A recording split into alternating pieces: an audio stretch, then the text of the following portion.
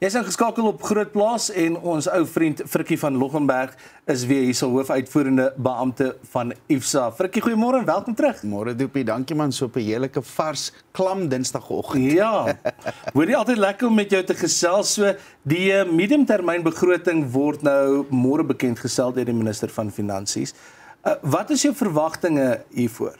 Doopie, ek dink kyk 'n mediumtermyn begroting is daar nou nie, dis nou nie die plek of die spasie vir een van 'n groot aankondiging wat gebeur nie. So ek dink daar gaan maar op die standaard, daar's net so 3 punte wat ek dink op gaan gefokus word. Nommer 1, dink ek ekonomiese groei gaan meer realisties aangepas word om te sien waar ons ekonomie heen gaan. So ek dink daar is nog bietjie negatiewe sentiment daarso in die mark. So ek glo dit gaan aangepas word. Die tweede punt om by die ekonomiese groei aan te pas, om te probeer stimuleer, gaan die investering in die infrastruktuur gaan ook 'n bietjie ligtheid kry, glo ek, om te sê wat die groot planne is vir die volgende 6 maande ensovoorts. En natuurlik uit 'n belastingoogpunt uit is 'n groot gedeelte, nie dat daar groot veranderinge wat ek dink gaan plaasvind nie, maar wel die effektiwiteit van die belastingstelsel en die opgader van hoe goed hulle hierdie ekstra 6 biljoen wat hulle oor target is, wat hulle nou by ons gevat het, hoe hulle dit nou nog gaan verbeter. So daai 3 punte is ek dink maar die kerts. So elke keer as daar 'n begroting opkom, dan wonder 'n mens, jy weet, wat beteken dit vir my persoonlike beleggingsportefeulje? Hoe gaan ek dit moet aanpas? Veral hoe beïnvloed dit die kort en die langtermyn? So effektief as 'n mens gaan kyk, as daar altyd so 'n aankondiging is daar sentimentgedrewe dinge. En die mark is maar sentimentgedrewe. So daar's altyd 'n kans dat dit of positief of negatief kan affekteer op die kort termyn. Maar langer termyn moet ons maar net mooi in gedagte hou dat elke belegging wat jy maak, al is dit in privaat toedanigheid, in privaat ekwiteite of in gelyste instrumente of in aandele, daai blootstelling wat jy het is tot die algemene besighede in Suid-Afrika. So as die besighede in Suid-Afrika nie hulle winsgrense maak nie of is onder druk en is nie meer so winsgewend nie, dan gaan jy dit in jou beleggingsbasis sien. So jy moet vir jou 'n strategie om die dinge gaan bou, om te sê en identifiseer waar jy jouself moet uiteenkry. Wat is jou doelwitte, waar wil jy uitkom? So vir ons kykers daar buite, die konstante verandering en die onsekerheid wat daar is met die finansiële situasie in Suid-Afrika, hoe kan ons seker maak dat ons die regte beplanning in plek sit om al hierdie probleme hok te slaan? So vir my 'n strategie, 'n ordentlike strategie, 'n ordentlike plan is beter as enige lukskootjie daar buite. Maar die krits vir die saak vir my is op die einde van die dag, jy moet nie sentimentgedrewe of emosioneel oor dinge, oor jou belegging spesifiek dink nie, jy moet bly by jou plan.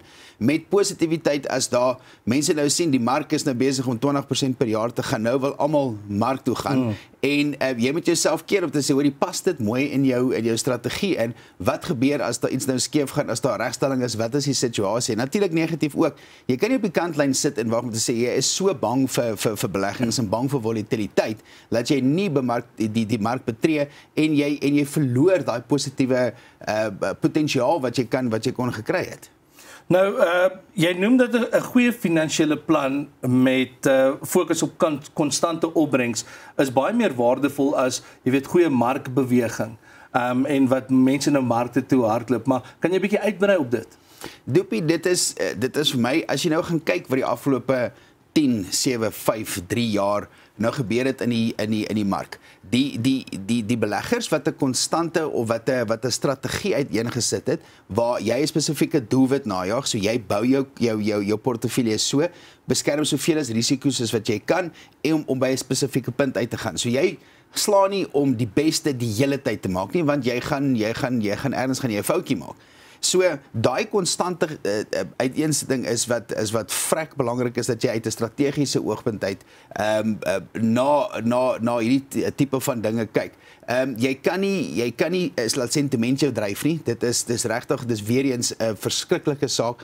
Kalmeer, wees rustig. Ook emosionele besluite natuurlik. Dis natuurlik 'n groot ding daai, so op-af die hele ding, wees by jou planne. So as jy die laaste 5 jaar kyk, 2 jaar van die 5 jaar was baie ek sou sê gemiddelde groei gewees. 1 jaar toe die mark lekker opgetel, en die laaste 2 jaar het die mark rekords geslaan. So jy wil in die slegte tye wil jy bo gemiddeld presteer, en jy wil in die goeie tye wil jy 'n groot gedeelte van daai opwaartse beweging wil jy daai blootstelling hê. So dis waar die balans in kom.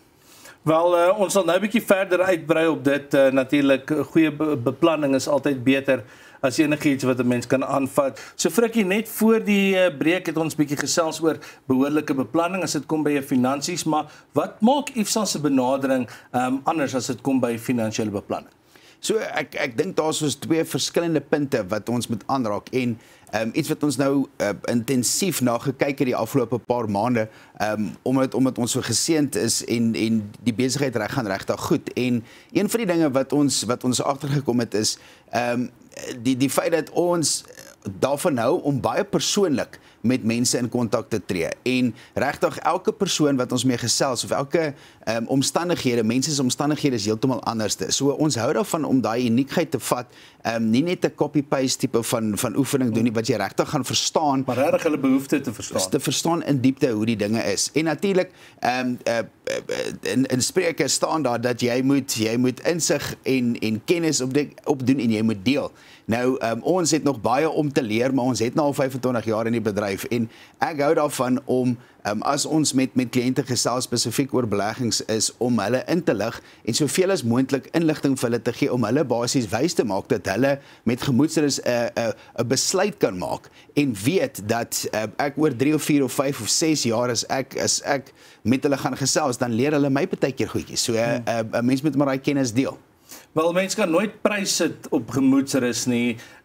Hoe by IFSA is dit van toepassing dat julle daai gemoedsrus vir julle mense kan gee? So Doopie, gemoedsrus, soos jy sê, jy kan nie prys daarop sit nie. Dit is baie belangrik. Finansies en jou beleggings is so groot gedeelte van 'n mens se lewe. Nou, mens weet jy moet nie materialisties wees nie, maar sonder geld, jy kan nie jou lewensstandaard hanteer. So 'n mens moet ernstig na die situasie kyk.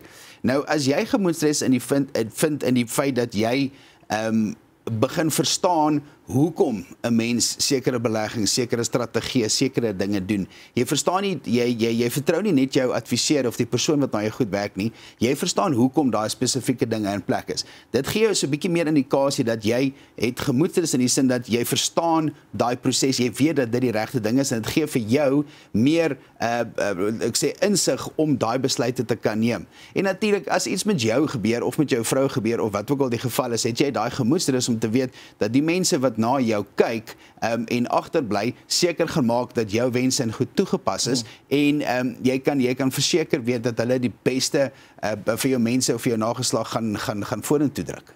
Nou daar's net 'n paar weke van die jaar oor. Hoekom is dit nou 'n goeie tyd om weer te kyk na jou finansiële portefeuilles en jou beleggings en dit te hersien?